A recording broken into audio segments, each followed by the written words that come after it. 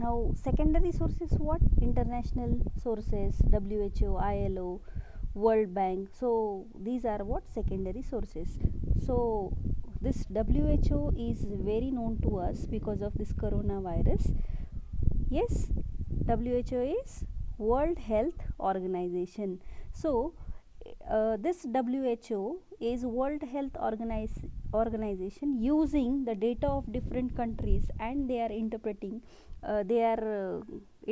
something based on that particular data, or they are giving suggestion to particular country, right?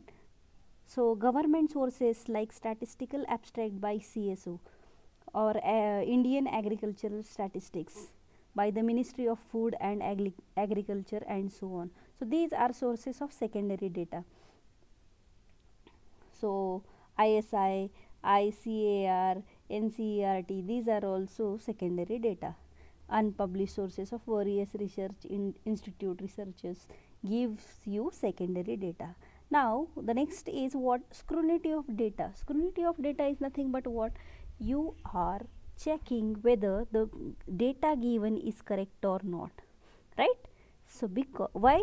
If my data is wrong, how can I consider statistical result based on this?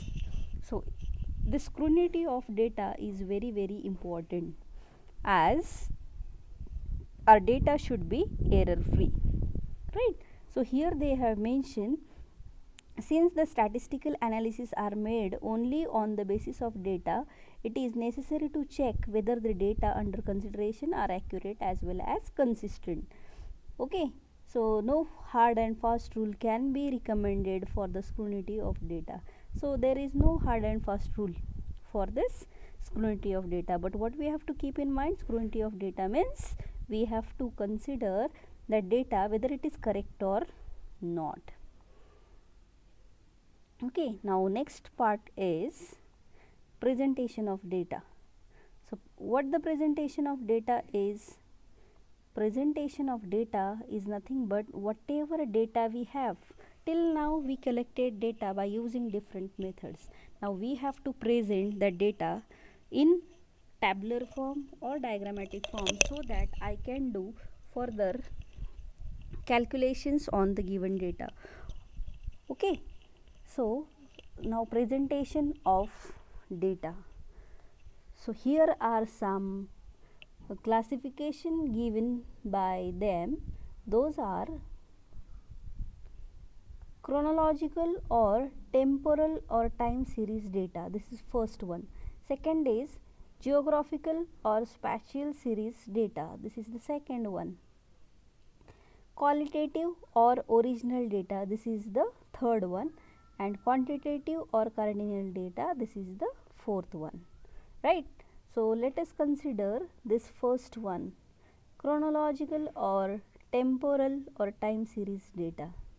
So when the data are classified in respect of successive time points or intervals, then they are known as time series data.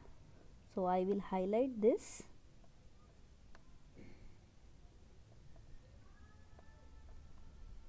When the data are classified in respect of successive time points or intervals, then they are known as what? Time series data. For example, the number of students appear for CA final for the last 20 years.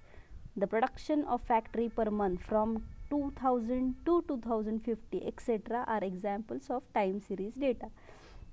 Yes, so let us consider year 2000, 2001, 2002 till 2005.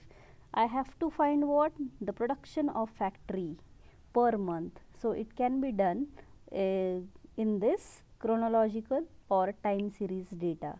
Now the second is what? Geographical or spatial series data. So when the data arranged region wise are known as geographical data, right? So if we arrange the students appeared for CA final examination year 2050 in accordance with different states, then we come across geographical data. Yes or no? If I want to consider population of different states in India, so what I do is I will arrange my data according to